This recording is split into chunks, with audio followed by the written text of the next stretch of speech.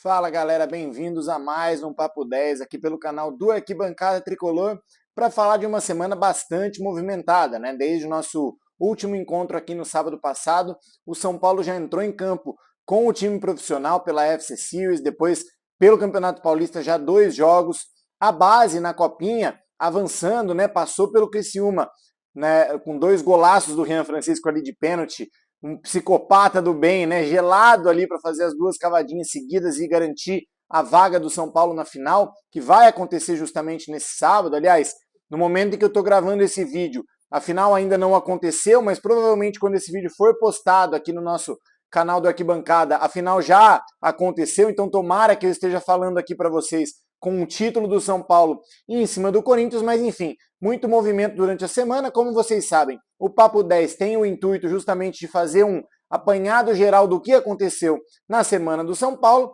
então eu decidi dividir esse vídeo, na verdade, em 2 partes. Uma para analisar um pouco mais essa questão da base, do sucesso que o Alan Barcelos está tendo à frente do Sub-20, né, depois que ele trocou com o Menta, as finais que ele tem conseguido chegar, os destaques da Copinha e da base como um todo, que já estão sendo preparados para subir para o profissional. E aí a outra parte dessa análise, então, efetivamente o planejamento do time profissional, como foi a pré-temporada, como o São Paulo estreou essa semana com o time principal diante do Guarani, dentro do Morumbis, o jogo contra o Corinthians, enfim, muito assunto para a gente falar hoje, então bora começar, vamos que vamos. Bora começar falando então, pessoal, sobre a base, né? Não é segredo para ninguém, como eu disse, o São Paulo já entrou em campo agora no momento que esse vídeo está no ar, pela final da Copinha, mas independentemente do resultado, o que eu queria destacar aqui é que o papel do Sub-20 nesse processo todo de formação de atletas já foi cumprido. É claro que a gente quer e a gente espera que o São Paulo seja campeão da Copinha, principalmente em cima de um rival, mas o grande objetivo da base, que é formar jogadores e prepará-los para o time de cima, no meu entendimento, já foi cumprido. A gente vê vários destaques desse time sub-20, começando pelo próprio Alan Barcelos, que é um treinador muito promissor, que estava no sub-17, o sub-20 sob o comando do Menta não vinha bem no ano passado, e desde a troca dos treinadores, desde que o Alan Barcelos assumiu a categoria sub-20, o time encaixou muito bem. Então o primeiro destaque, sem dúvida nenhuma, é o trabalho do Alan Barcelos, que acho que tem que ser cuidado com muito carinho pelo clube, porque se mostra, de fato, um treinador muito promissor para o futuro dentro do próprio São Paulo. Saindo da parte técnica, indo para dentro do campo dos jogadores, eu acho que a gente também tem vários destaques. Vou nomear alguns aqui, que não são também surpresa para ninguém, mas o João Pedro, um excelente goleiro. O Mike, o tanto que está correndo, o tanto que se entrega pelo time taticamente, é um absurdo. Contra o Criciúma foi uma figura fundamental para a classificação do São Paulo. O Hugo, que já é um jogador que está estourando a idade, que já tem um planejamento para migrar mesmo, subir em definitivo para o Sub-20, acho que é um jogador que também merece bastante destaque. E dali do meio para frente, Alves, Ferreira e o Rian Francisco também são jogadores muito bons, muito acima da média. Assim como o Luca também, que é um ponto esquerda, que acabou de subir do Sub-17, um pouco mais novo, acho que pode ter um futuro bastante promissor. O que é importante o São Paulo fazer, na minha opinião? É muito óbvio olhar para esses jogadores e enxergar o potencial que eles têm. Mas eu vejo o São Paulo ainda um pouco confuso em termos de planejamento de como fazer essa transição do Sub-20 para o profissional. Se a gente olhar a molecada que subiu no ano passado, principalmente Igão, Henrique e William Gomes, não parece que existe um critério muito bem definido para como o clube trabalha nessa transição. Por quê? O Igão e o Henrique, por exemplo, subiram praticamente direto do 17 para o profissional e quase não jogaram. Ou, aliás, se bobear, nem jogaram no ano passado. E aí eles ficam só treinando, sem jogar e sem ser relacionados no principal. Em vez de voltar para o Sub-20 para fazer alguns jogos e ganhar experiência, ficam lá. O William Gomes a mesma coisa, ganhou um pouco mais de oportunidade no time principal, mas depois já foi escanteado pelo Zubeldia, não foi mais usado.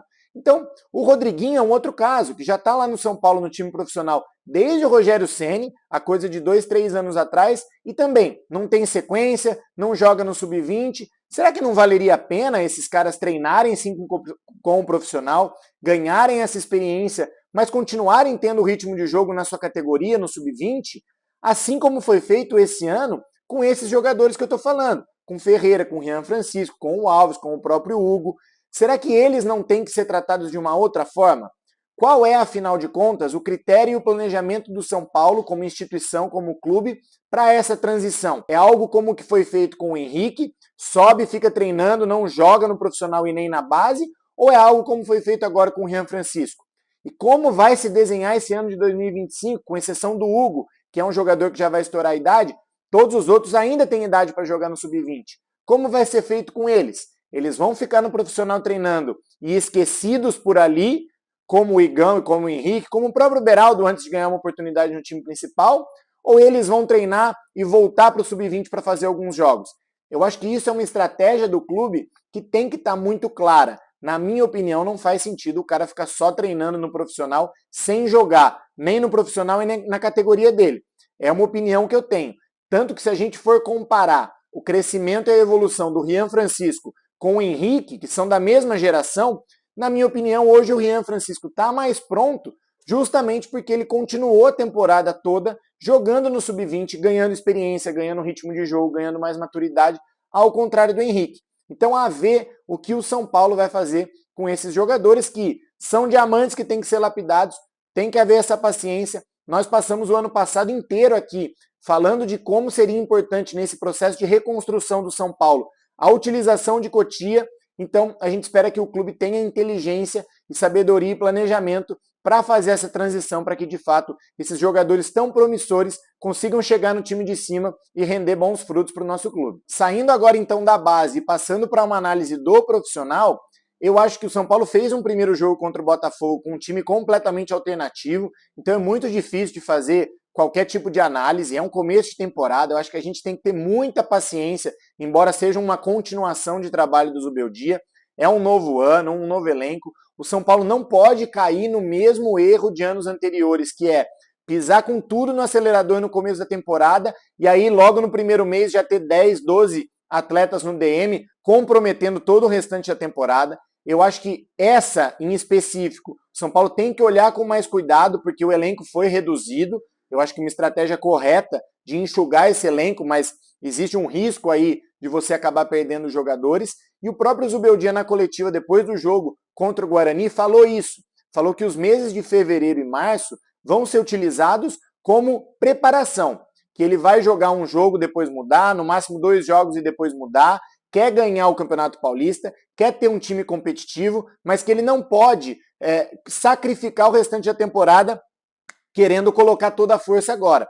Eu estou muito de acordo com esse planejamento, que já era algo que a gente poderia ter esperado no ano passado, caso o Dorival tivesse continuado no comando do São Paulo, mas a troca de treinador para o Carpini meio que forçou um novo trabalho a já colocar a tropa de choque ali, os principais jogadores, mas eu não vejo por que o São Paulo fazer isso esse ano. O jogo contra o Guarani, por exemplo, no Morumbi, a gente viu que um primeiro tempo começou meio estranho, o São Paulo já abriu logo o placar. Depois dos 20 minutos iniciais, em que o Lucas e o Oscar conseguiram jogar um pouco mais próximos, a gente viu a qualidade técnica que esses caras têm para jogarem juntos. Mas eles não podem ser sacrificados fisicamente. E claramente eles ainda não estão prontos, natural. É começo de temporada. Eu sei que existe um clássico contra o Corinthians no domingo. Eu sei que, como qualquer torcedor do São Paulo, a gente quer ganhar esse clássico. O ano passado com o Carpini, nós ganhamos o clássico em Itaquera e nós fomos campeões da Supercopa. O que adiantou? Poucos dias depois, o São Paulo já estava com 10 atletas no DM, mais machucados no começo do Brasileiro, a Libertadores começando, que é a hora do vamos ver, então não adianta muita coisa. Óbvio que a gente quer ganhar, óbvio que a gente quer competir, mas eu acho que, acima de tudo, nesse começo de temporada, tem que estar o planejamento. Rodar o elenco, testar jogadores, testar variações, não deixar os caras estourarem nesse começo e assim indo aos poucos. Aparentemente, pelo discurso do Zubeldia na coletiva, como eu disse, isso vai acontecer.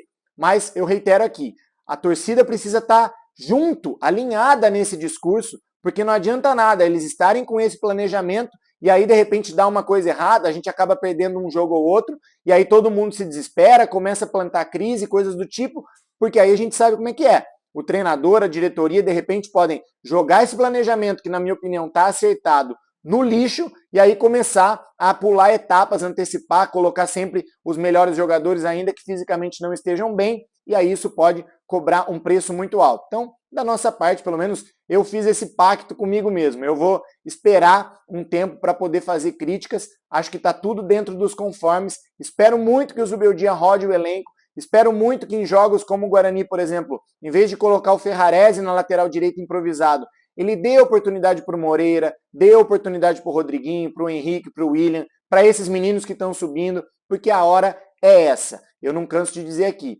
Cotia salvou o São Paulo nos últimos 10 anos aí pelo menos e é a chave para continuar salvando tanto esportiva quanto financeiramente. Bom, galera, eram esses então os assuntos do Papo 10 de hoje. Tomara que vocês estejam vendo esse vídeo com o São Paulo campeão da Copinha.